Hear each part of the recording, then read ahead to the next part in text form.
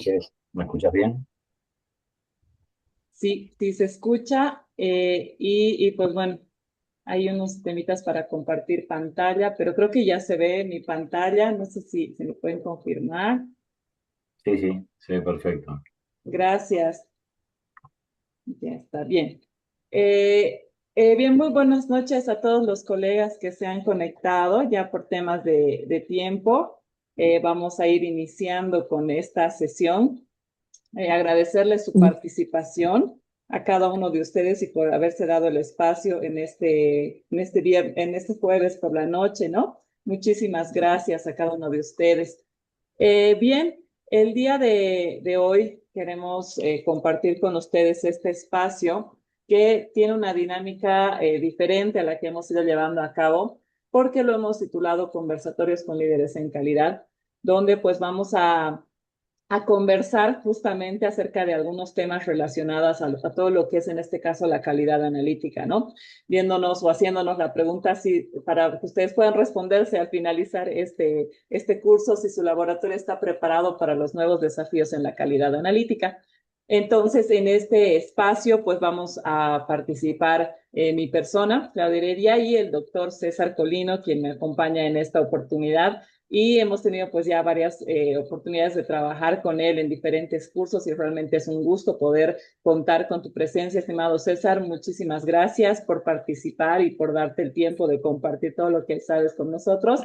Y nuevamente bienvenido. No sé si tienes algunas palabras para antes de iniciar este espacio. Sí, claro, Claudia. Bueno, hacerte la convocatoria otra vez y agradecerle a los colegas el unirse, esta participación, esta intención de seguir mejorando la forma de trabajo que tenemos, que creo que de eso se trata.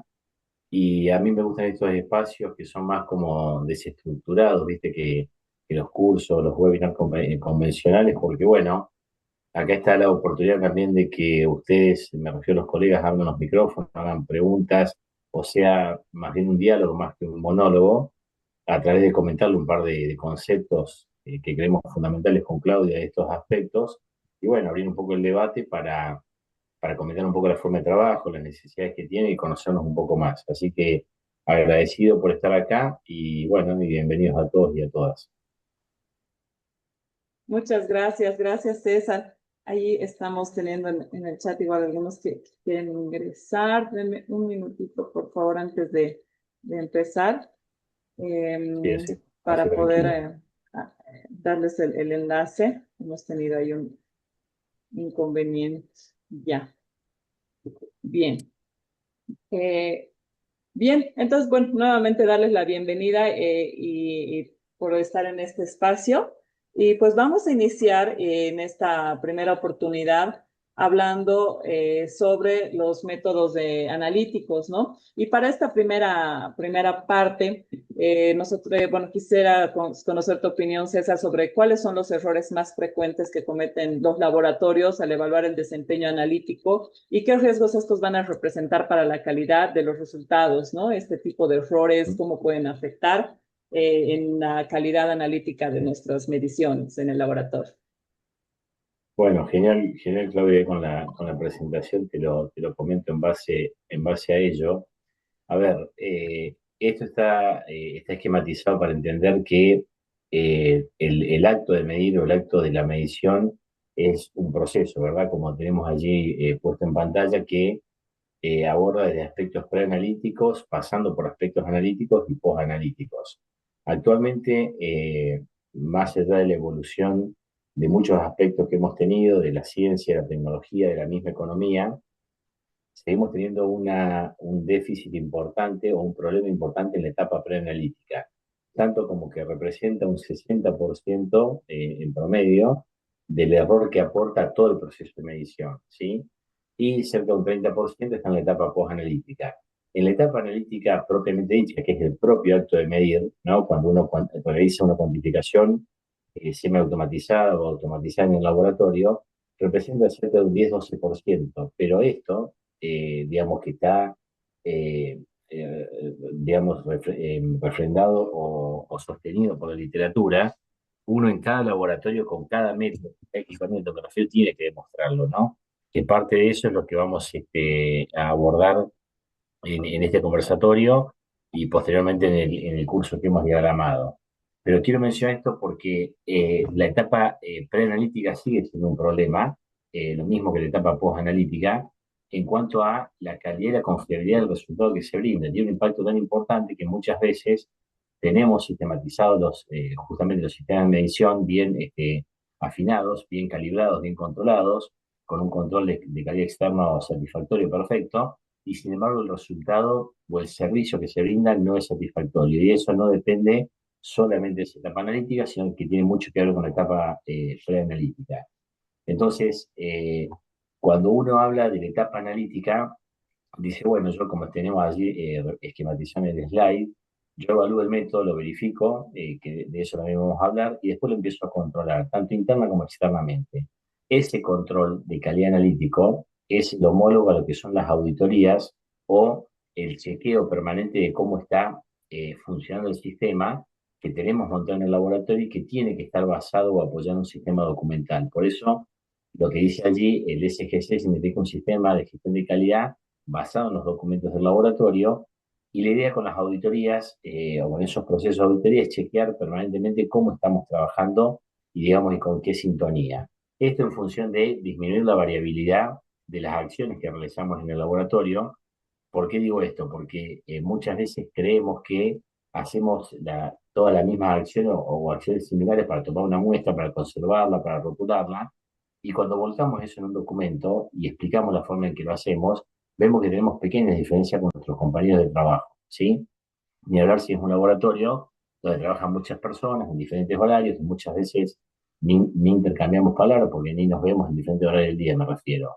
Entonces, la forma de disminuir esa variabilidad, que es el peor enemigo que podemos tener justamente en la calidad, es tratar de sistematizar la forma de trabajo. Y una buena forma de hacerlo es a través de los documentos. Es como que los documentos nos calibran un poco en la forma de trabajo, digámoslo así, ¿no? Cumpliendo todos esos documentos. Y por supuesto, tratando de seguir referencias internacionales. En algún momento vamos a hablar bastante de la norma ISO 15189, que ya la menciono como para darte pie después que comentes algo, Claudia, pero esa norma internacional, como toda norma, te dice lo que tenés que hacer, no cómo tenés que hacerlo. El cómo tenés que hacerlo es un poco lo que discutimos acá, es un poco la receta de cocina, digamos, para tratar de disminuir esa variabilidad a la cual estamos sujetos en el laboratorio y que no podemos erradicar. ¿Sí? Ahí, ¿me escuchan? Perdón. Es Sí, que- sí, se te Ah, escucha. ya. Ahí le aumento la Sí, diapositiva. sí. Allí lo que está esquematizado es la representación de lo que, digamos, la representatividad de lo que representa cada aporte de cada parte del proceso, ¿no? Donde mayor problema se ve que está allí en la parte preanalítica, y básicamente, para resumirlo, la mayoría de los autores a nivel internacional terminan concluyendo que la exigencia que hay que impartirle a las etapas no analíticas es al menos igual o debería ser superior que la exigencia que se le imparte a la etapa analítica. ¿Por qué? Porque son los que mayor problema generan hoy por hoy. Igualmente, esto de la etapa analítica, como mencionaba, uno tiene que chequearlo y demostrarlo, y que es lo que sigue en la diapo siguiente, Claudia, que uno tiene herramientas para hacerlo, ¿verdad? Esa herramienta, para decir dos palabritas de esta diapo, tiene diferentes niveles de exigencia, como ves allí, desde una demostración hasta una validación, y lo que hacemos normalmente en el laboratorio, para resumirlo, es una verificación metodológica, que hoy por hoy tenemos diferentes guías internacionales que nos orientan un poco en cómo hacerlo, tampoco es que hay tantas, y ya más o menos el mundo se puso de acuerdo en cómo hacerlo, y esto ha ajustado mucho la forma de trabajo, mucho la seguridad de los resultados analíticos que emitimos, y que, como digo, esta es la parte central del proceso en cuanto, en cuanto a la dinámica y a la terminología del proceso, pero es la que menor cuantía aporta al error que cometemos en ese proceso de medición, ¿no? Sin embargo, tenemos que chequearlo, y el proceso de verificación es una buena forma de hacerlo. Pregunta. ¿Está bien? Súper, sí, sí, la verdad que con todo lo que comenta César, realmente tienes mucha razón en que entender toda la parte de los errores que podemos tener en el laboratorio y cuál es su impacto, ¿no? En nuestros resultados en el laboratorio. Y lo que me parece igual bien necesario resaltar es el tema documental que refieres, ¿no? Porque si bien uno puede identificar qué tipo de error, identificar el proceso, si no lo tiene documentado, si no lo tiene mapeado y si no sigue una gestión documental dentro del laboratorio, pues difícilmente va a poder llegar a alcanzar los objetivos de calidad que se tienen. Que independientemente del sistema de gestión de calidad, el objetivo final es brindar un resultado correcto, ¿no? Entonces, realmente esto Ujú. nos permite dar ese soporte a todo lo que es la identificación de errores y el desempeño de los métodos analíticos, ¿no? Entonces, muchas gracias ahí, César, por comentarnos esta primera etapa. Y pues este es Sí, uno de los primeros puntos que vamos a ver justo en el curso que les vamos a comentar más adelante. Es uno de nuestros primeros temas que nos va a dar la base o el lineamiento para ir avanzando en lo demás o los siguientes elementos que tiene el curso, la gestión de calidad analítica, pero ya un poquito más avanzada, ¿no? Viendo un poquito más allá de lo que de rutina vamos haciendo, ¿no? bien.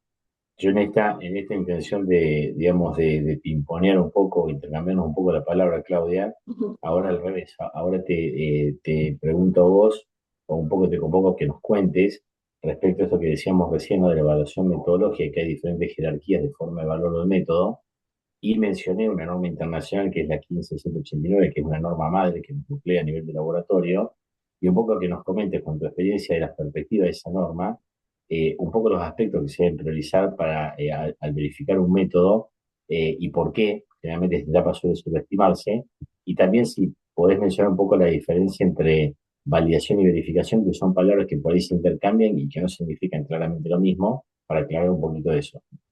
Claro, claro que sí, César. Bien, como ya lo has ido mencionando, ¿no? Y dentro de la norma 15189, uno de nuestros requisitos principales es realizar la validación o la verificación de los métodos, ¿no? Entonces, si ustedes ven ahí en la diapositiva, yo he querido referir para responder a esta pregunta dos requisitos importantes dentro de esta norma, ¿no? En el 732 de la norma nosotros encontramos el requisito de verificación de los métodos de análisis. Pero para poder ver cuáles son los aspectos que nosotros tenemos que priorizar para, como laboratorios dentro de lo que es la verificación de métodos, yo les resalto dos incisos, el inciso B de este requisito y el inciso C. ¿Por qué? Porque en el requisito B nos habla sobre las especificaciones de desempeño que nosotros tenemos que tener establecidas en el laboratorio, teniendo en cuenta que estas tienen que ser pertinentes para el uso previsto de nuestros análisis. Entonces, si tenemos que hablar de priorizar ciertos aspectos dentro de la verificación de métodos, uno va a estar relacionado a las especificaciones del desempeño, que el laboratorio debe cumplir o llegar a alcanzar estas especificaciones de desempeño de acuerdo a las necesidades que tiene y al análisis que va a realizar en el laboratorio. Entonces, este es uno de los aspectos que inicialmente debemos priorizar cuando vamos a hacer la verificación del método, alcanzar estas especificaciones de desempeño. Y el otro inciso dentro de esta norma es el inciso C del requisito 732, donde nos dice que nosotros como laboratorios debemos asegurar que nuestro alcance de la verificación del método es suficiente para asegurar la validez de los resultados para la toma de decisiones clínicas.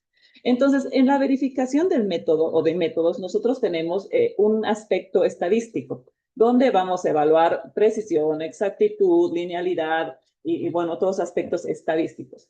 Pero no solo tenemos que basarnos en la estadística, no solamente tenemos que ver que tengamos un coeficiente de variación aceptable, una exactitud aceptable, sino también tenemos que ver que estos criterios, estos requisitos estadísticos también cumplan los niveles de decisión clínica o los criterios de decisión clínica para la toma de decisiones en el paciente. Entonces, lo que tenemos que priorizar dentro de lo que es la verificación de métodos va a ser llegar a tener estos requisitos cubiertos de tal forma que no tengan un efecto negativamente clínico para el paciente, ¿no? Estos serían dos aspectos importantes que lo tenemos ahí como requisito, ¿no? O sea, como algo muy teórico, pero ¿cuál es el fin de esto? ¿No? Que clínicamente nuestro resultado no tenga un efecto negativo en la salud del paciente. Y eso lo podemos demostrar de manera estadística a través de la verificación de métodos, ¿no? Y pues por otro lado, ¿por qué se subestima en muchos casos la verificación de métodos en nuestros laboratorios? Y esto es, bueno, va a depender mucho del contexto en cual nosotros nos desenvolvamos como laboratorio, va a depender mucho al tema económico u otros aspectos. Perdón, voy a silenciar ahí un micrófono que se activó. Ahí está. Bueno, va a depender de varios aspectos que los he referido aquí en la diapositiva, donde muchas veces subestimamos la verificación porque asumimos que los reactivos o el material, los reactivos que estamos utilizando, que han sido validados por un proveedor, ¿no? Ya funcionan directamente en el laboratorio. Entonces nos llega el reactivo, tendrá su certificado de calidad, su inserto o su informe de validación y nosotros decimos, bueno, si les funcionó a ellos, también nos va a funcionar a nosotros y no realizamos la verificación de nuestros kits o de nuestros reactivos en el laboratorio. Entonces, asumimos que lo que el fabricante nos dice está bien. Entonces, ahí hablamos de un exceso de confianza en las validaciones de los fabricantes.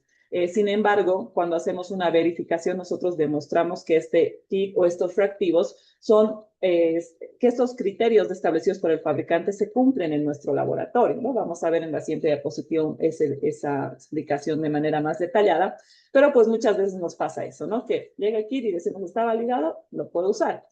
Otro aspecto que también nos pasa cuando hablamos de verificación es que en, el laboratorio clínico es bien dinámico, ¿no? Hoy día estoy haciendo 5 pruebas, pero mañana porque necesito implementar un método porque me lo exige la gerencia, la dirección, o porque hay una necesidad de salud pública, yo tengo que implementar rápidamente una prueba, un método. Entonces existe esta necesidad de poner en marcha rápidamente los métodos o las pruebas en mi laboratorio y eso hace que reduzca el tiempo que yo le podría dedicar a un ensayo de verificación, ¿no? Entonces también es una etapa en la cual nosotros nos ponemos ciertas limitaciones para tener verificados nuestros métodos. También existen limitaciones en los conocimientos estadísticos de los profesionales que trabajamos en el laboratorio. Yo a veces digo, ¿no? En las clases o en los cursos, a veces los bioquímicos, que es la rama en Bolivia, ¿no? En otros países eran los químicos o los tecnólogos, médicos, estamos a veces peleados con las matemáticas, ¿no? Y en consecuencia, pues la estadística no es nuestra mejor amiga, ¿no? Entonces ahí tenemos esa limitación muchas veces de hacer esta estadística y de aplicar la estadística en los métodos, en la verificación de métodos. Sin embargo, yo ahí quiero quitarles justamente esta idea, porque la estadística que se utiliza no es una estadística muy compleja, no es una estadística que nosotros tengamos que aplicar modelos matemáticos muy complejos. Y pues actualmente tenemos diferentes softwares y sistemas que nos pueden ayudar bastante a reducir la matemática que tenemos que emplear en la verificación de métodos, ¿no? Y bueno, por último, es la limitación de recursos que a veces también se tienen en los laboratorios porque se requieren diferentes materiales de control, se requieren diferentes insumos o reactivos para ejecutar estas verificaciones y pues esta es una de las razones por las cuales a veces no podemos llegar a concretar la verificación de nuestros métodos, ¿no? Ahí son algunos de los aspectos que nosotros tenemos en el laboratorio que suelen ser subestimados o que nos limitan a ejecutar de manera adecuada una verificación de métodos, ¿no? Pues bien, para que tal vez estos conceptos que nos mencionaba César queden claros, la diferencia entre una verificación y una validación de métodos, la podemos responder haciéndonos estas preguntas, ¿no? En una validación, nosotros nos preguntamos, o cuando vamos a realizar una validación, nosotros nos vamos a preguntar si este método es adecuado para el uso previsto, ¿no? Y en respuesta a esto, nosotros, ¿qué vamos a tener que hacer? Vamos a tener que demostrar que el método sirve para el propósito previsto. Generalmente esta actividad la va a hacer el fabricante del kit, el fabricante del reactivo, ¿no? ¿Por qué? Porque en el laboratorio clínico ya muy pocas veces vamos a tener que diseñar los métodos para implementarlos en el laboratorio. Entonces ya tenemos un kit validado, donde el fabricante ha demostrado que si un kit, que por ejemplo me dice, este kit mide glucosa en muestras de suero sanguíneo, entonces el fabricante ya tiene la evidencia, ha generado la evidencia para demostrar que ese reactivo, ese kit, sirve para la determinación de glucosa en suero, ¿no? Entonces, la validación va a ser eso, generar esta evidencia para demostrar que el método sirve para la determinación de X analito en el laboratorio. Y por otro lado, para responder o para entender qué es la verificación, es preguntarnos si yo en mi laboratorio puedo demostrar que este método funciona correctamente. ¿no? Entonces, para eso yo tengo que demostrar que mi laboratorio puede obtener el desempeño esperado para este método. Es decir, que lo que el fabricante ha declarado en su validación, yo lo puedo replicar en mi laboratorio, ¿no? Entonces, yo genero evidencia, pero no para demostrar que el método sirve para medir glucosa, sino genero evidencia para demostrar que el desempeño de ese método es aplicable en mi laboratorio. Si por algún motivo yo no puedo demostrar esto en mi laboratorio, puede ser que este reactivo, este kit, no pueda aplicarse en mis condiciones en mi laboratorio, ¿no? Tal vez en otro laboratorio o en otras condiciones este método sí ha sido validado, pero en mis condiciones, bajo mi contexto del laboratorio, sí lo puedo aplicar. Entonces, con estas dos preguntas nosotros podemos diferenciar lo que es la validación y la verificación. Y como les decía, en el laboratorio generalmente vamos a hacer verificaciones de métodos más que validaciones, ¿no? Porque es el tipo de reactivos que manejamos. Sin embargo, la validación también viene a ser en algunos casos un requisito para la 15189 que puede aplicarse tal vez a algunos laboratorios un poquito más de especialidad, no sé, en la parte de biología molecular u otras especialidades más grandes, ¿no? Genial y clarísimo la diferencia, y muy importante esta aplicación de estos conceptos, porque es lo que nos hace falta. Y bien decías que es más infrecuente realizar validaciones en el laboratorio. Sin embargo, también nos pasa, y es un poco lo que nos dice la literatura, que cuando cambiamos algunas condiciones de ensayo, por ejemplo, volúmenes, tiempo de incubación, temperatura de incubación, diferentes reacciones que son menos, digamos, menos industrializadas, ¿no? Que hoy, como puedes tener tanto en biología molecular, como en genética, como en citometría de flujo, bueno, ahí cuando uno cambia alguna condición de esa validación primaria que es el fabricante, uno debería correctamente validar, es decir, chequear nuevamente el sistema en esas condiciones, ¿no? Y no una simple extrapolación que, como bien mencionaba, es la verificación. Así que está clarísima la diferencia. Sí, sí, y es bien necesario, ¿no? Que en los laboratorios nosotros vayamos aplicando estas verificaciones y realizándolas para garantizar los resultados, ¿no? Y bueno, después de una verificación, de una validación, pues nosotros también tenemos que ir midiendo, ¿no? Aplicando diferentes herramientas metodológicas que nos permitan demostrar cómo está el desempeño de nuestros métodos. Y entre ellas, una de estas herramientas que se manejan bastante o que se está empezando a manejar en realidad, al menos en nuestros contextos en Bolivia, ¿no? Desde este lado, es la métrica sigma, ¿no? Entonces, al respecto, César, y en base a tu experiencia aplicando estas métricas, ¿cómo puede esta métrica sigma ayudar a los laboratorios a diseñar estrategias de control de calidad más eficientes, que estén alineadas con el desempeño de sus métodos analíticos? Creo que esta es una herramienta que puede ser de mucha utilidad y que es necesaria ya que la empecemos a aplicar y conocer en el laboratorio. Y pues si esta métrica sigma es una herramienta útil que puede aplicarse más allá de lo que es la parte analítica, ¿no? No sé si nos puedes comentar algo al respecto. Sí, ahí está. Me parece que había un mensaje en el chat, por eso me distraje de algo de sonido, pero yo te escucho bien, Claudio. ¿Vos me escuchás bien a mí? Sí, sí, se escucha, se escucha. Bien. Bueno, No, aunque aquí estamos con problemas de sonido. Tal vez fue mi señal, pero no, sí, yo te escuché perfectamente. A lo mejor ahí, es el colega o la colega que está conectada, que no vi quién era que preguntaba, pero se escucha perfecto, ¿eh? perfecto, gracias. Bueno, Bueno, un par de palabritas para referirnos a la métrica sigma, que después en el desarrollo del curso lo vamos a tocar un poquito más en profundidad, pero básicamente es lo que tenés allí como definición en pantalla.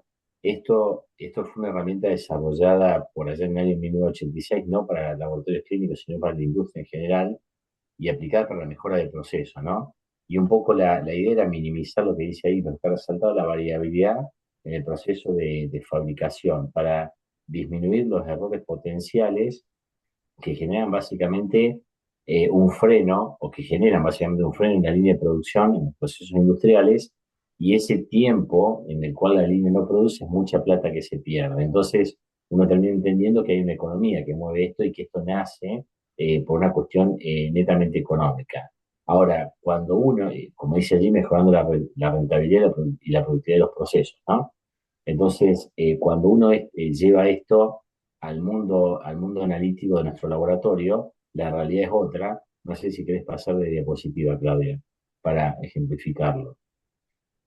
Uno tiene para adaptar ahí está para atrás, esta métrica que está compuesta por diferentes actores, ¿no? En nuestro mundo, lo que más conocemos es el error sistemático crítico, que como tiene allí la definición, es ese tamaño del error sistemático que debe ser detectado para mantener los requerimientos de calidad definidos. Eso que vos mencionabas de cómo el fabricante evalúa un método y te dice, por ejemplo, el coeficiente de variación de este control hematológico para medir glóbulos rojos en todo el rango lineal de 0 a 10 millones de glóbulos rojos es 2%. Eso es un requerimiento de calidad. Entonces, el error sistemático crítico es cuánto se puede mover el método hasta llegar al punto, como tienen allí ejemplificado abajo, hasta llegar al punto de que ese tamaño de error no supere o trate de no superar esa cota, ese margen, hasta donde es permitido ese requerimiento de calidad lo permite, ¿no? Tiene una forma de cálculo que es bastante sencilla hoy por hoy, pero lo más importante de esto es que uno puede transformar estos, a través de estas ecuaciones, como vemos acá el delta sec, puede transformarlo en múltiplos de desvío estándar, que el S que está representado allí es el desvío estándar que conocemos en el laboratorio, que es parte del error aleatorio, no del error sistemático. Entonces acá empezamos a entrelazar los dos tipos de errores que normalmente manejamos en el laboratorio, y esto da origen, si querés pasar al siguiente, creo que había puesto, esto da origen a la interpretación, o como dice allí, la representación gráfica de la métrica sigma, que es lo que conocemos como OSPECHART o gráficas de especificaciones operativas. Y que si se fijan en detalle en la diapositiva, tienen confrontado, acá tienen confrontado entre el eje de las Y, ¿no? Y el eje de las X, un poco la performance del método, que esto uno lo obtiene, me refiero al desempeño del método, que esto uno lo obtiene propiamente de la verificación metodológica que vos mencionabas recién, o sea que trabajás con los mismos datos, ¿sí? Vos ves cómo se comporta el método y lo graficás. En ese gráfico partís, eso que dice 1,0 en el eje de las Y, es el requerimiento de calidad, o sea, lo tomás siempre como el 100%, lo normalizás con esa transformación matemática sencilla, y el delta sec o el error sistemático crítico está contenido en cada una de esas pendientes negativas que confrontan el bias del método, es decir, la inexactitud del método, la veracidad, versus el error aleatorio, que ese error aleatorio uno puede cuantificar en términos de sigma, como ven allí, teniendo en cuenta qué proporción del TEA o del requerimiento de calidad compone ese sigma, que puede ser desde 1,65 hasta 6 sigma. Es decir, a medida que vamos disminuyendo ese error, y tanto en imprecisión como en bias, lo que vamos a lograr es pasar un comportamiento de inaceptable del método que ya está entendido a nivel internacional cuáles son esos valores. Por ejemplo, un sigma, como bien ayer ha dicho, un sigma menor a 2 es inaceptable, un sigma entre 2 y 3 es pobre, un sigma entre 3 y 4 es marginal, y ya podríamos decir, en realidad hoy, ya 2026, un sigma entre 3 y 4 es bastante complicado, bastante inestable analíticamente el comportamiento del método, ¿sí? En términos de imprecisión y de inexactitud. Entonces, lo que uno decía con los métodos, tratar de tener el sigma lo más alto posible, que es la menor tasa de error que va a cometer ese método. No es que no va a cometer error, pero es la menor tasa de error que va a cometer. Si uno tiene una situación de 6 sigma, estamos ahí ante una situación, como ven en la gráfica, excelente, o es el gol estándar, o es lo que uno pretende y lo que está estipulado no solamente acá en la laboratorio de análisis clínico, sino en la industria en general, que es la menor tasa de errores posible. Puede ser, por supuesto, más grande todavía, pero ya 6 sigma nos dice que prácticamente el método tiene muy poca proporción, muy poca proporcionalidad de error a cometer. Entonces, imagínense eso, llevarlo no solamente a la parte analítica del laboratorio, sino a todas las acciones que desarrollamos en el laboratorio, como decíamos antes, la etapa preanalítica también. Bueno, vamos a estar mejorando y mucho la forma de trabajo. Creo que hay un ejemplo más o una gráfica más, Claudia. No, esta es la que sigue. Lo importante de esto, que cuando uno establece este diseño o esta relación de la métrica sigma, puede relacionar con el control de calidad interno en base al comportamiento del método, que no lo vamos a explicar en detalle ahora por cuestiones de tiempo, pero ya está claro cómo se relaciona cada nivel de sigma, es decir, cada nivel de error, con las diferentes estrategias de control de calidad. Entonces lo que ven ahí, donde dice dos niveles de control a la izquierda en diferentes colores, es cómo se relaciona cada nivel de sigma con la o las diferentes reglas y los diferentes niveles de concentración de control en las diferentes corrientes analíticas que uno debería usar para controlar correctamente al método con ese comportamiento que tiene el método con ese sigma. Entonces, fíjense en el gráfico de abajo a la derecha, el que está en rosado, cuando el método tiene un comportamiento entre 4 y 5 sigma, que es el ejemplo que tenemos allí con ese comportamiento de ese método que mide el colesterol, de 4,7 sigma, ahí lo que hace falta es, en una corrida analítica con 4 niveles de concentración, aplicar una multirregla, teniendo un sigma importante, ¿no? De 4,7. Si eso lo superamos y vamos a 5 sigma, ya vemos que se transforman en reglas más simples con menor cantidad de controles a correr en la corrida, y cuando llegamos al nivel de 6 sigma, que es lo que tiene en verde a la izquierda, en dos niveles de concentración, seguramente la regla que controle a ese método va a ser una regla de 3S, es decir, y solamente en una corrida con dos niveles de concentración. Es decir, vamos cobrando, ganando estabilidad en el método, lo cual hace que debamos controlarlo de una forma más liviana, por decirlo de alguna forma, lo cual es mucho más ventajoso operativamente, económicamente, en todo tipo de recursos que uno eroga en el laboratorio, ¿verdad? Creo que no había otra diapo para comentar esto, Claudia, ¿verdad? O sí, no Sí, me ya, acuerdo. Sí, sí, ya ¿sí? es la última. Pero realmente hay Bien, mucho por hablar del Sigma, ¿no? Y aprender sí. sobre el uso de esta herramienta. Sí, sí, sí, sí. Sí, y la idea en el curso, como decía recién, desarrollarlo un poquito más en profundidad para acercarnos más a este concepto. Es un concepto que hoy por hoy, como digo, 2026 está bastante ya metabolizado y ya tenemos varias herramientas como para poder aplicar los software y demás, pero lo más importante es esto, ¿no? Es que nosotros comprendamos cómo aplicarlo y para qué sirve y cómo optimizarlo. Entonces, mucho depende del requerimiento de calidad que tengamos como partida. Esa normalización al 100% se va a ir corriendo en base a la proporción de ese requerimiento de calidad que uno vaya ajustando, y hay requerimientos de calidad más laxos y más ajustados, ¿no? O menos flexibles. Entonces uno siempre sugiere empezar por los más laxos e ir migrando paulatinamente hacia los más rígidos, digamos, ¿no? Los más exigentes. ¿Sí? Claro. Sí, sí, y realmente, como dices, Sí, esta herramienta de Sigma es bastante útil, pero hay que aprender a manejarla, ¿no? Porque en sí, base a estos resultados, si uno aplica lo que es la sigmametría, va a empezar a tomar decisiones en su metodología de trabajo, en la instrumentación que está utilizando y una serie de consecuencias en el laboratorio de manera importante que pueden afectar no solo a la técnica, al resultado del paciente, sino también en los costos involucrados en los procesos analíticos, ¿no? Entonces, realmente el aprender a manejarla, e interpretarla es clave, ¿no? Para poder tomar decisiones correctas. Bueno, va a ser de mucha utilidad lo que vamos a ver en la clase que nos vas a dar en relación a sigmametría, ¿no? Ahí vamos a sí. poder aprender en detalle. Sí, sí, y vamos a intercambiar un poco las ideas ahí. Bueno, y aprovecho para consultarte, para seguir un poco el hilo de este conversatorio. La métrica sigma se compone, como te decía, en el cálculo, que lo vamos a ver en detalle, tanto del error aleatorio, que es lo que uno obtiene con el control de calidad interno principalmente, pero también el bias, que hay diferentes fuentes para obtener ese bias, ¿no? O esa inexactitud del método. Entonces, ahí entra a jugar un poquito también el concepto de evaluación externa de la calidad, control de calidad externo, que es un poco lo que quiero preguntarte. Por un lado, ¿cómo pueden nuestros laboratorios transformar esos resultados de los programas de evaluación externa en oportunidades reales y mejores, que va un poco de la mano con esto que decíamos, y no simplemente un requisito documental, como exigido que es por la norma?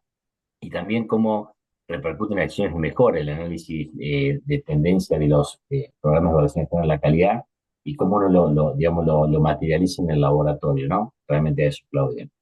Claro, claro. Bueno, hablando de los programas de evaluación externa de calidad, realmente es si bien es un requisito de la norma, en la práctica diaria en el laboratorio se convierte en un reto realmente aplicar o darle utilidad real a lo que son los resultados de un programa de evaluación externa de la calidad, ¿no? He tenido la oportunidad yo de trabajar de ambos lados, tanto como parte de un programa de evaluación externa de calidad, como actualmente en el laboratorio haciendo este análisis de los resultados que nos da nuestro PEC. Entonces, Me encanta este tema porque realmente tengo estas dos visiones y me pongo en el lugar del laboratorio y también en el lugar de un PEC, cómo podemos conjuncionar estas actividades, ¿no? Y realmente considero que es un reto realmente darle esta utilidad en el laboratorio, ¿no? Pero en base un poquito a la experiencia de ambos lados, como les decía, ¿qué es lo que yo he visto que es necesario que los laboratorios tengan que tener dentro de sus sistemas de gestión y dentro de su práctica diaria para garantizar que los resultados de un PEC van a ser útiles para la mejora? Es, por un lado, establecer y sistematizar las metodologías de análisis de causa cuando nosotros recibimos nuestros resultados del programa de evaluación externa de la calidad, ¿no? Realmente, para que nosotros podamos sacarle la utilidad máxima a estos resultados, es tener estas herramientas de análisis de causa bien establecidas en el laboratorio, ¿no? Y justamente ese es, creo yo, uno de los retos importantes, porque a veces nos quedamos solamente con el, bueno, probé o no, ¿no? Bueno, ahí repetimos el control muchas veces hasta que nos dé el resultado, o bueno, cambio de lote del reactivo y ahí me vuelvo a repetir mi muestra de control y todo me sale bien, pero no hacemos este análisis de causa de manera sistematizada y con todos los pasos que implica. Entonces, creo que una de las herramientas para que nosotros podamos transformar estos resultados del PEC en una oportunidad de mejora es establecer y tener sistematizadas las herramientas o metodologías de análisis de causa. Ahí yo siempre les pongo el pescadito, ¿no? El diagrama de Ishikawa, que es una de las herramientas más aplicables tal vez para la parte del control de calidad externo, ¿no? Es mucho más práctica desde mi punto de vista, sin embargo existen otras herramientas que ya depende de cada laboratorio cuál quiere implementar, pero ahí les pongo el pescadito para que lo tengan en cuenta, que es una herramienta muy útil para la parte de los programas de evaluación externa de calidad. Y pues también les pongo ahí una mesa de trabajo, porque parte de esta sistematización y de poder mejorar a través de los resultados del PEC es trabajar en equipo, no solamente el área de calidad, sino también con las personas involucradas en los procesos técnicos o como los llamamos los dueños del proceso, ¿no? Entonces es bien importante eso para poder mejorar, porque ahí entendemos realmente cuál ha sido la posible causa, sabiendo de primera mano cuáles son las potenciales fuentes de las fallas o de los errores que nos han llevado a una no conformidad en un PEC. Y por otro lado, nuevamente, pues aquí tenemos que hablar de estadística, ¿no? Y aquí yo les creo que una de las claves también para poder mejorar a través de los resultados de un PEC es entender la estadística o las herramientas estadísticas que nos facilitan los diferentes programas de evaluación externa de la calidad. Todos los programas de evaluación externa de la calidad nos van a brindar datos, nos van a brindar herramientas estadísticas o también gráficas que nos permiten saber o conocer el desempeño de nuestro laboratorio en función al resultado del PEC. Entonces, para que nosotros podamos mejorar, tenemos que entender qué nos da qué información nos está dando el PEC, ¿no? ¿Qué información nos va a dar? ¿Qué es el índice de desviación estándar? En algunos programas nos dan la incertidumbre de medida, cómo la puedo aplicar en el laboratorio, ¿no? Y entender toda esta estadística. Entonces, esto es clave para que nosotros podamos mejorar, ¿no? Es una de las herramientas importantes que nos va a permitir mejorar y entendiendo todas las bondades que tienen los diferentes programas de evaluación externa de la calidad, ¿no? Y pues parte de esta mejora de la calidad analítica es que nosotros podamos darle este enfoque en la exactitud de la medición, ¿no? Los PECs nos van a ayudar a ver la exactitud de la medición a través del uso de las diferentes herramientas y los resultados que nos dan en función a los índices de desviación estándar, que es generalmente la métrica que utilizan los PECs para decirnos si estamos dentro o fuera de lo aceptado, ¿no? Estos PECs nos van a ayudar a hacer cambios en nuestras metodologías de trabajo, por eso es muy importante que realmente identifiquemos la causa real, porque si no vamos a empezar a hacer cambios, modificaciones en nuestros procesos, y si no es la causa real, en vez de generar una corrección, pues vamos a aumentarle más variables a nuestros procesos, ¿no? Entonces ahí va la sistematización del tratamiento de los resultados del PEC. Por otro lado, nos va a ayudar a evaluar los potenciales riesgos que impactan en el paciente. Y también la revisión de las bases técnicas de nuestros procesos. Como les digo, los resultados del PEC nos ayudan a vernos en la foto, ¿no? Cómo estamos en esta fotografía que nos toma el PEC cuando nosotros procesamos la muestra. Ahí entran ya también las buenas prácticas para el manejo de muestras del PEC. Eso es también muy importante para que nosotros tengamos la información real del laboratorio, ¿no? Muchas veces cuando nosotros recibimos nuestra muestra del PEC, ¿qué es lo que hacemos? Como decimos, nos ponemos lindos, ¿no? Ponemos el equipo, calibramos, ponemos los mejores reactivos, la mejor micropipeta, ajustamos, ese día nos vestimos de blanco, ¿no? Todos elegantes para correr el PEC porque queremos que funcione y porque queremos salir bien. Sin embargo, ahí nosotros, ¿qué estamos haciendo? Estamos maquillando nuestro método, ¿no? Estamos poniéndolo bonito solo para salir bien en la foto. Y no es la idea, ¿no? Porque si nosotros maquillamos nuestros resultados, pues no estamos viendo lo que está pasando con nuestros resultados del paciente, que es al final lo que nos interesa. Entonces, nosotros, estas son acciones que pueden tener un impacto negativo para nuestros pacientes. Si bien vamos a salir bien en el PET, va a tener un impacto negativo en nuestros resultados del paciente, ¿no? Entonces, son buenas prácticas que nosotros tenemos que tener para el manejo de muestras del PET, ¿no? Para garantizar que los cambios que vamos a hacer a partir de un resultado equivocado, ¿no? Que pudiéramos tener, van a ser adecuadas para el paciente, ¿no? Para nuestros resultados del paciente. Y la herramienta del PEC, desde un punto de vista, como les decía, desde el lado de ser parte de un PEC, como desde el lado de ser parte del laboratorio, creo que es una de las principales herramientas que nos pueden ayudar a generar esta cultura de calidad en el laboratorio. Concientización en la cultura de calidad. ¿Por qué? Porque para el análisis de causa específicamente de ciertos analitos, viendo técnicas, viendo el método, viendo todo el proceso clave del laboratorio enfocados en un analito, pues hacen que participen diferentes personas, diferentes responsables de área, dueños de proceso, y se genera de alguna forma esta concientización para tener una cultura de calidad, ¿no? Creo, y un poco como les comento en base a la experiencia, creo que es una de estas buenas herramientas que nosotros podemos utilizar para concientizar a nuestro personal en la importancia de mantener nuestros métodos y técnicas cumpliendo nuestros POEs, cumpliendo nuestras fechas, cumpliendo nuestros procedimientos pre y post analíticos. No sé, realmente esta foto nos muestra cómo nosotros podemos mejorar en el laboratorio y genera esta cultura de calidades.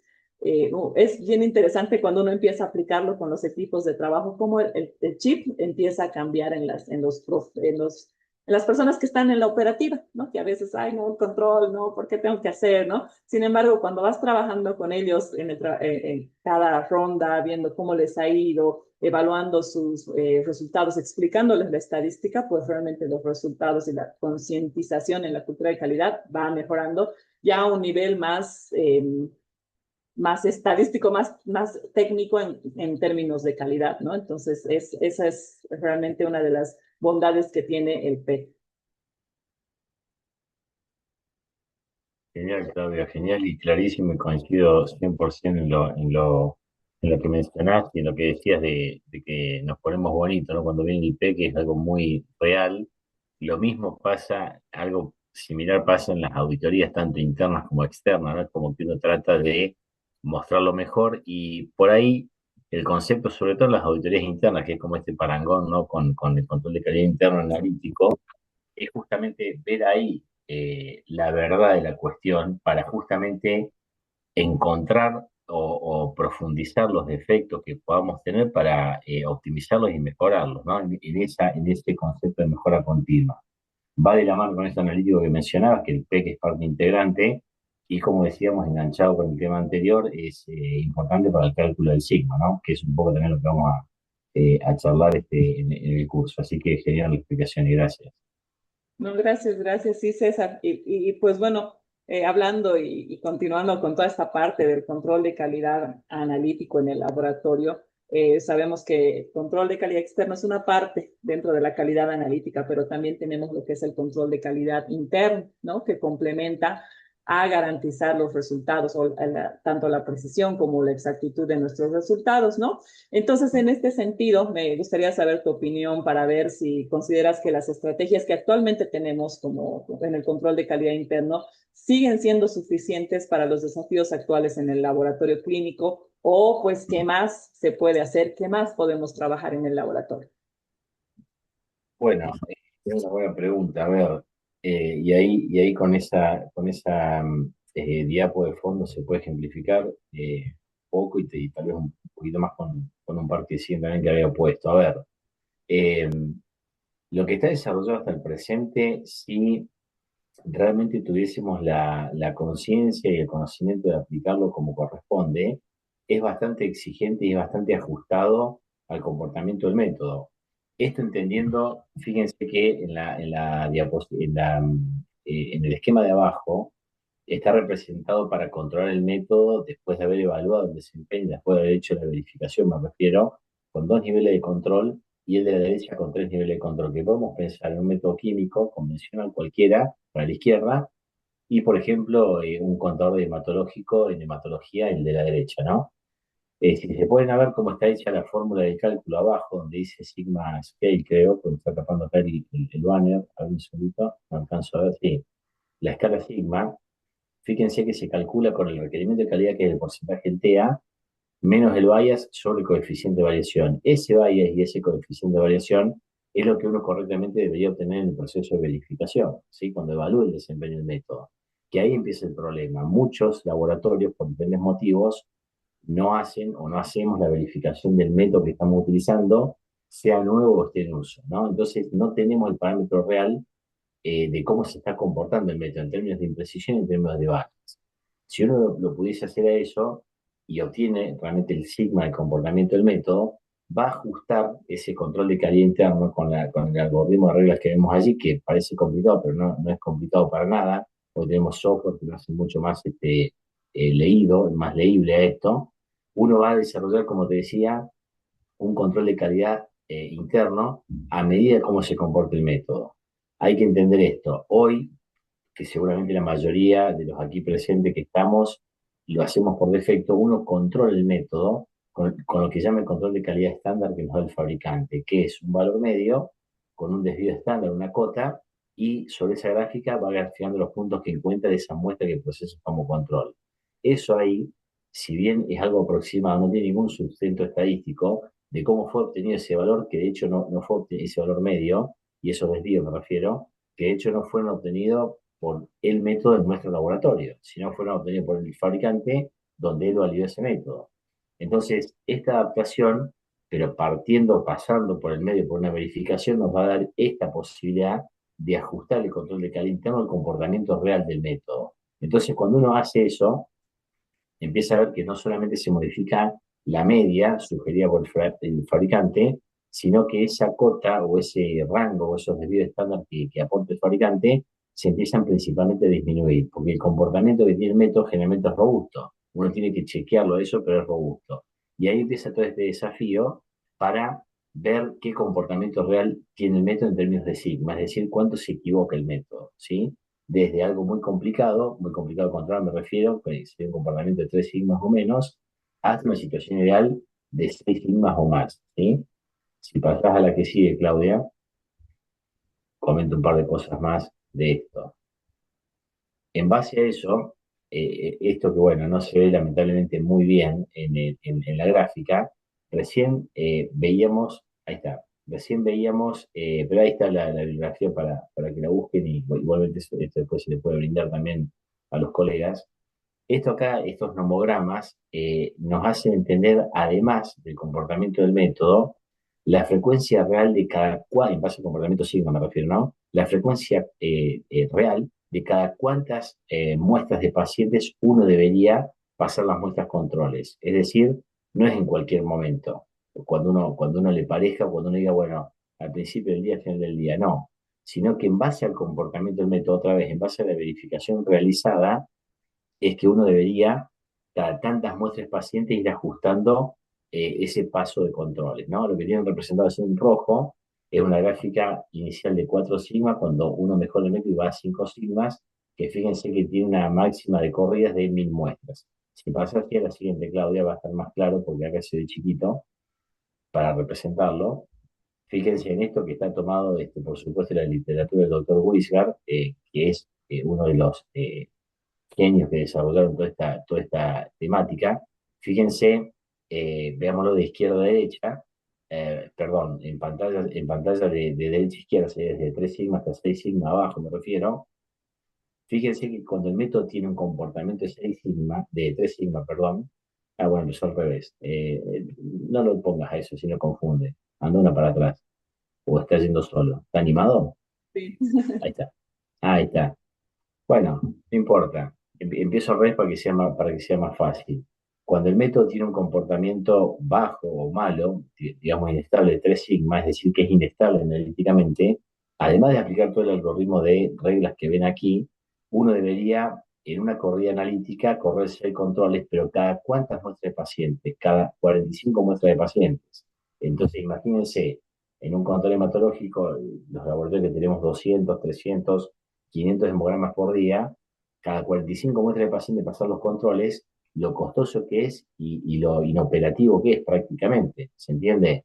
A medida que uno va ajustando el desempeño del método, que hay estrategias para hacerlo, y eso también vamos a hablar en el curso, uno va mejorando ese signo, ese comportamiento, básicamente disminuyendo la imprecisión y disminuyendo el bias para que esa carta de especificación operativa que haríamos la pendiente más acostada, que es una pendiente más vertical, más parada, y nos vamos acercando a la situación de 6 sigma. Fíjense que cuando pasamos por 4 sigma, además de disminuir el algoritmo, el número de controles y demás, nos obliga el sistema a pasar las muestras controles cada 200 muestras de paciente. Cuando logramos 5 sigma, cada 450, y cuando logramos 6 sigma, que es lo máximo, cada 1000 muestras de paciente deberíamos pasar los controles, ¿sí? Y esto es lo que dice netamente la estadística, y en una corrida analítica con simplemente 2 niveles de concentración o 2 controles.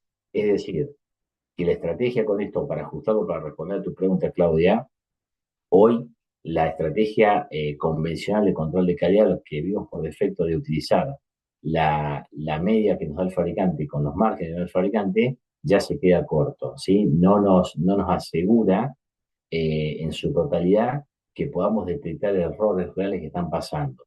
Esta forma, que no es tan nueva, pero sí puede ser novedosa la forma de interpretarlo, ajusta mucho más el control que uno hace sobre el método en base al comportamiento real del método y no lo que me sugiere el fabricante, sino a cómo yo veo que se está comportando el método en el laboratorio. Entonces, la respuesta sería sí, alcanza, pero hay que aplicarlo correctamente y esta es un poco una de las estrategias para aplicarlo. ¿Está bien? Sí, ¿Se clarísimo, entendió? clarísimo, César. Sí, Bien. bueno, realmente son herramientas que particularmente en Bolivia no se utiliza mucho, no se ha llegado todavía al Sigma, tal vez en Argentina o en otros países de donde están conectados también colegas de México, Venezuela, Paraguay, tal vez ya está un poquito más avanzado, por ahí vamos a tener la oportunidad de saber esto en el curso, en el Ujú, curso que vamos a tener más adelante. Pero ujú. realmente es bien importante tener en cuenta estos aspectos, ¿no? Y como dices, lo que hasta actualmente se hace, hay que hacerlo, pero hacerlo de manera correcta, ¿no? Porque Ujú. nos Sí, va a permitir realmente tener el control, el control adecuado en la parte la parte analítica, ¿no? sí, yo por mi parte te puedo decir acá en Argentina que tengo la suerte de poder conocer y visitar varios laboratorios y es un poco variado, ¿no? Estos conceptos se tienen en cuenta, a veces se aplican, a veces no, a veces no se conocen, entonces como que vamos haciendo escuela y un poco de camino al andar, ¿no? Aprovecho, Claudia, para preguntarte, en base a esto, justamente, que veníamos hablando de los desempeños y los métodos y todo, como para ir redondeando en un concepto más que vamos a tocar en el curso también, en cuanto a los indicadores y monitoreos de desempeño, perdón, ¿cuáles son, según tu experiencia, los indicadores de calidad o algunos de los indicadores de calidad que aportan valor para la toma de decisiones, ¿no? Que es lo que uno necesita en tiempo real en el laboratorio, y cuáles son las medidas sin generar mejoras concretas, ¿no? Que, es decir, que no tienen mucha utilidad, si te puedes referir un poquito a eso. Claro, claro. Bueno, con lo que hemos ido conversando a lo largo de este tiempo, hemos visto que hay diferentes herramientas que nos van a ayudar a medir la parte analítica, ¿no? Pero pues sabemos que en calidad nosotros planificamos, hacemos, verificamos y actuamos, ¿no? Pero para poder actuar tenemos que hacerlo en base a cierta información y pues ahí es donde entran los indicadores y el monitoreo del desempeño de estos resultados, de estas herramientas que hemos ido aplicando en la parte analítica, ¿no? Entonces, muchas veces solemos pensar que mientras más indicadores tenemos, vamos a tener más calidad, ¿no? Sin embargo, nosotros tenemos que hacernos más bien una otra pregunta, ¿no? Es qué decisiones tomamos a partir de los indicadores que generamos. Nosotros podríamos agarrar y en base a cada proceso establecer una lista de indicadores y que todos los laboratorios utilicemos estos indicadores, ¿no?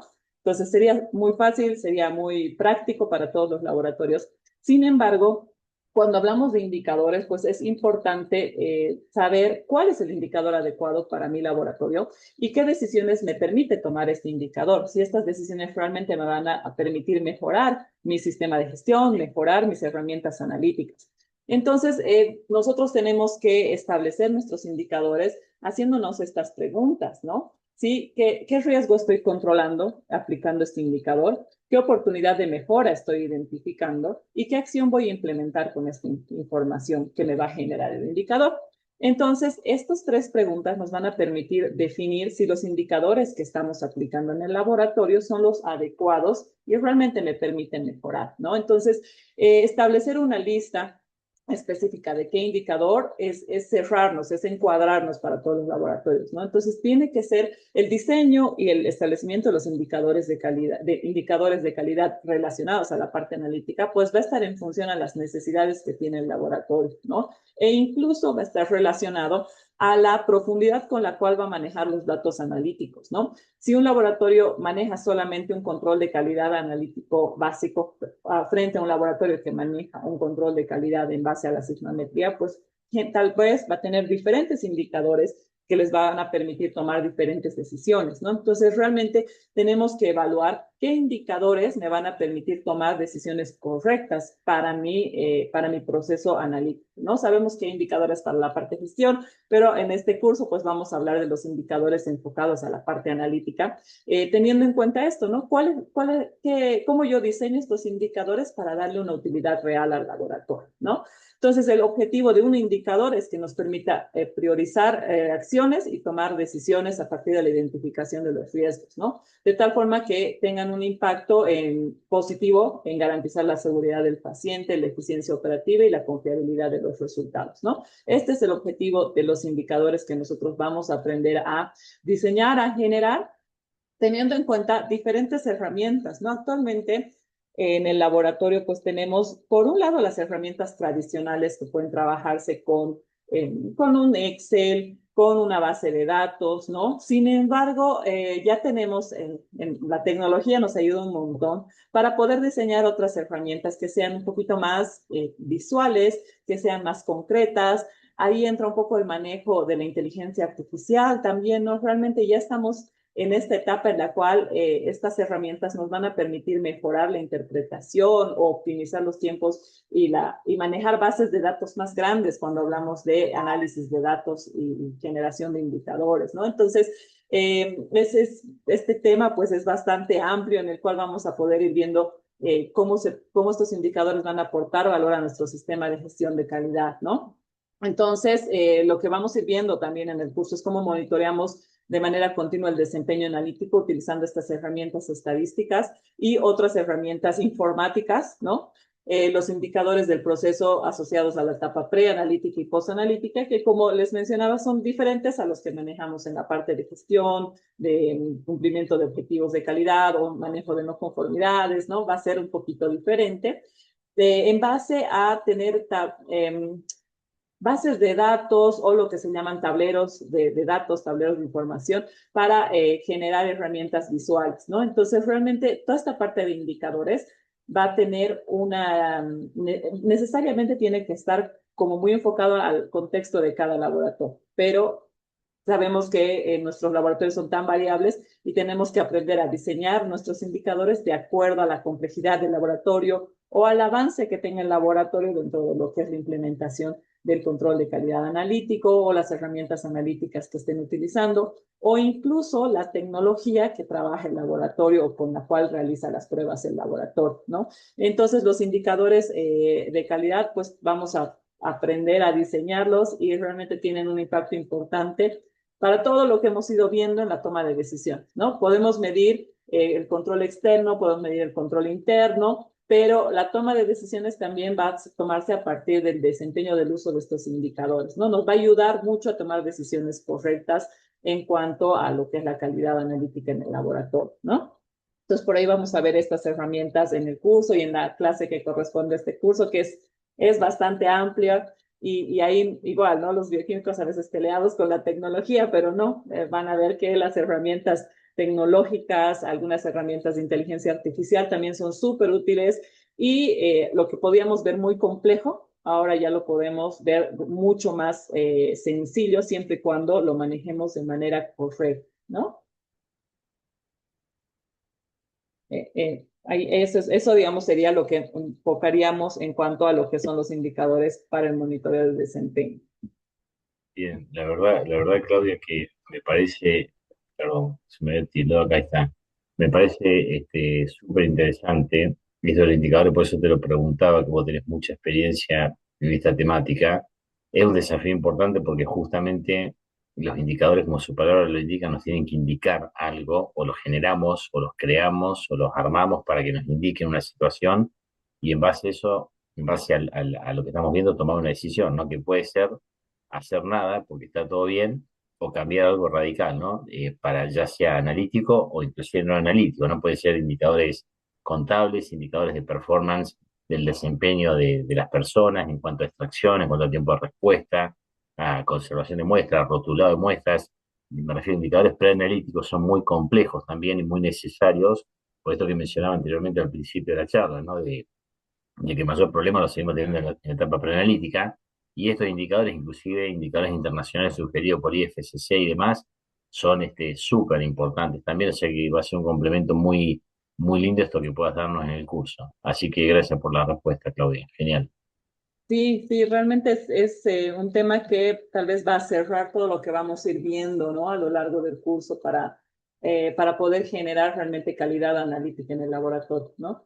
Esa es una partecita tal vez más que no la hacemos mucho en el laboratorio, lo dejamos para la gerencia, ¿no? Para el área de calidad. Sin embargo, como personal operativo en el laboratorio también es importante conocerlo para poder implementar o para poder entender cómo vamos a mejorar, ¿no? Entonces, igual como que nos va a permitir cerrar justamente todo lo que vamos a ir viendo a lo largo de las clases del curso, que pues bueno, aprovechando ya este espacio, me voy a permitir presentarles. César, no sé si tienes por ahí algún comentario antes de presentar el curso.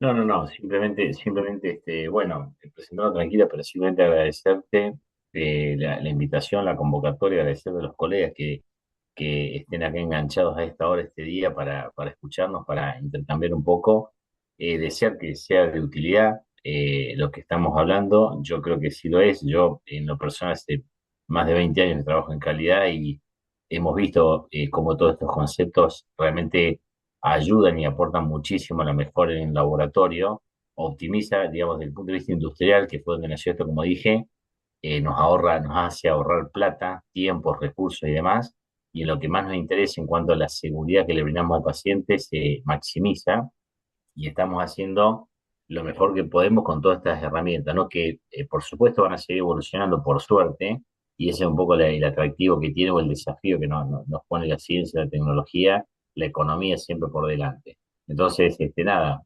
agradecerles y por supuesto invitarlos al curso, y será un gusto compartir ese espacio también con ustedes. Y te dejo, Claudia, tranquilo, ¿no?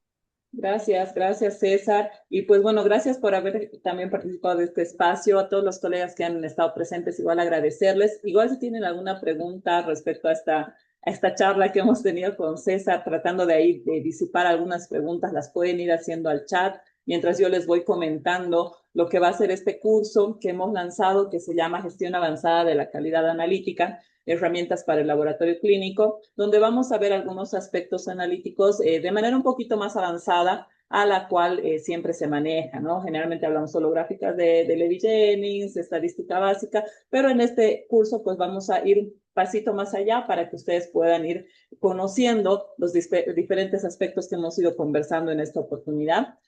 Como pueden ver en la pantalla, ahí tengo los temas que vamos a tratar. Vamos a tener 6 sesiones que se van a llevar a cabo los días jueves. de 7:30 a 9 o 9:30, dependiendo cómo vamos ahí con la dinámica, las conversaciones que a veces se nos extienden, pero siempre son bienvenidas, ¿no? Entonces, más o menos un espacio de 2 horas todos los jueves a partir del 23 de julio hasta el 27 de julio.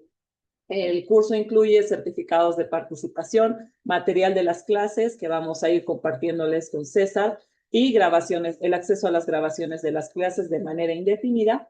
Y pues bueno, están abiertas las inscripciones. El costo del curso en Bolivia es de 350 bolivianos y en otros países es de $40 a través de PayPal o la plataforma de Western Union. Y también recibimos pagos en pesos argentinos, ¿no? El equivalente a $40.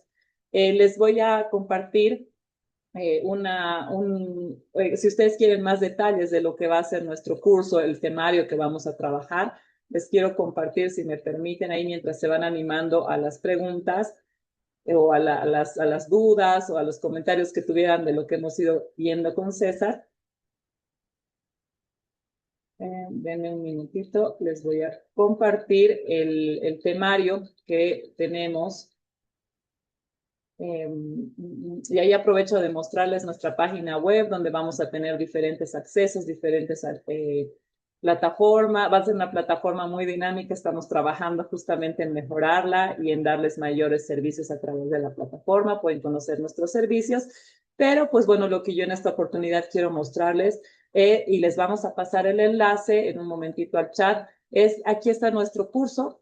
Aquí está el temario específico, ¿no? Donde van a ver todos los temas que vamos a tratar para que se interioricen y la información o lo que vamos a tratar, las fechas de cada uno de nuestros temas, con la información detallada para que pues, ustedes vean qué vamos a hablar y se animen a inscribirse.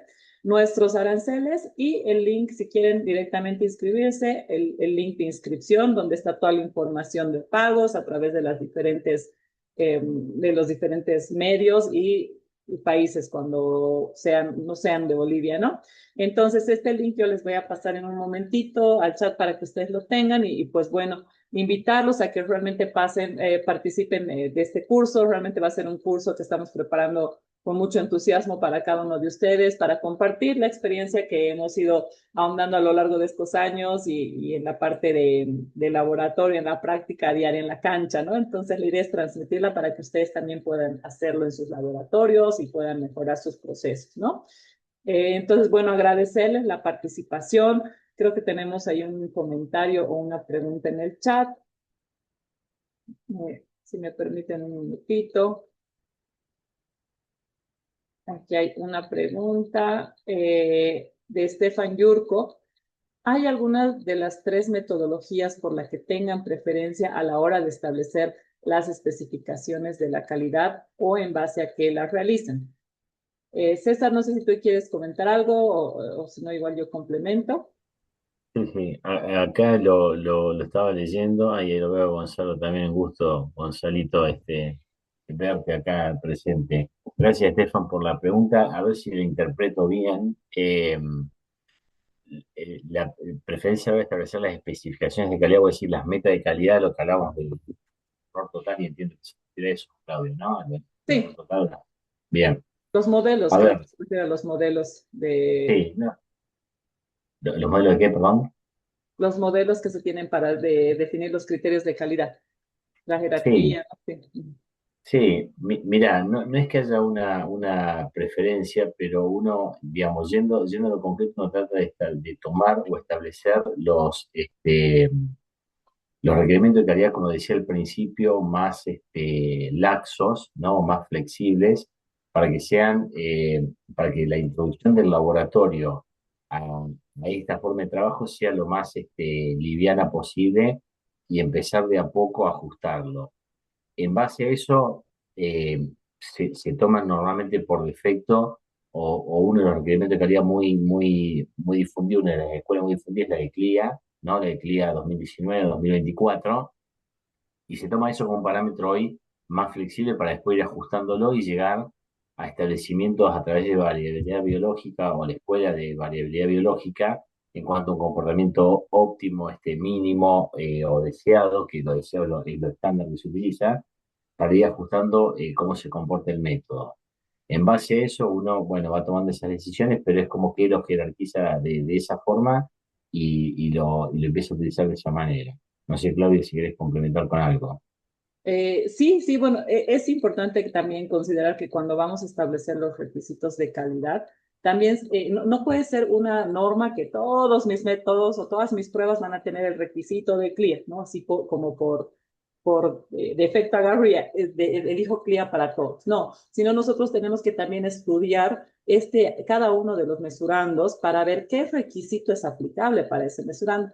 Ahí entre paréntesis, justo mira, el día de ayer estaba en una capacitación donde mostraban justamente un algoritmo muy interesante para definición de los criterios y los requisitos de calidad, donde, pues bueno, uno no solamente tiene que ver qué es lo que me acomodo al laboratorio, sino también tenemos que ir evaluando las características de ese mesurando, cuál es si tiene impacto clínico o no, o si se utiliza realmente para una enfermedad específica. Entonces, realmente no podría uno decir prefiero CLIA o prefiero variabilidad biológica, sino también tiene que hacer como un estudio del mesurando antes de definir su requisito de calidad, ¿no? Eso también es algo que hay que complementar cuando decidimos qué requisito de calidad vamos a establecer. Sí, acuerdo. Acuerdo, y no sé, Estefan, si te respondimos, si te sirve, puedes abrir el micrófono también, ¿eh? Esto es para conversar, es para dialogar. Bien, genial. Bueno, Sí, creo que por ahí está Gonzalo, que pues, está ahí mandando saludos, César. sí, Muchas sí, sí, sí. gracias. Gracias. Bueno, no sé si hay más preguntas y si no, pues les agradecemos mucho la participación en este espacio. Realmente ha sido un gusto, creo que una dinámica diferente y también más interactiva, ¿no? Para que no sea solamente la explicación magistral, pero pues los esperamos, ¿no? Muchas gracias, César, nuevamente.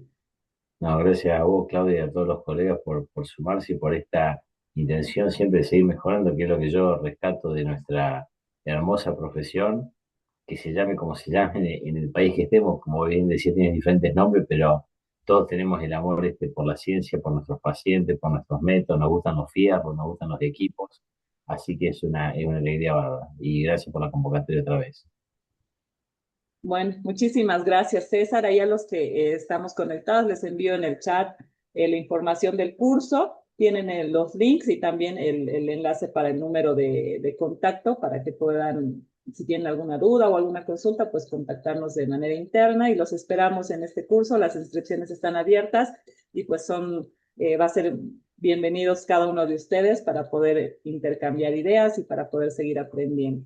César, muchísimas gracias nuevamente. Es un gusto tenerte como parte de nuestros docentes de Acredita Lab y nos estamos viendo ya en unas semanas en el curso, ¿no? Dale, genial, Claudia, genial. Gracias a vos otra vez por la invitación, gracias a todos los colegas y un gusto verlos acá conectados. Y bueno, nos veremos pronto, de acá a un mes. Un abrazo grande. Otro, que estés muy bien. Muchas gracias a todos. Que tengan buen descanso y buenas noches. Buenas noches.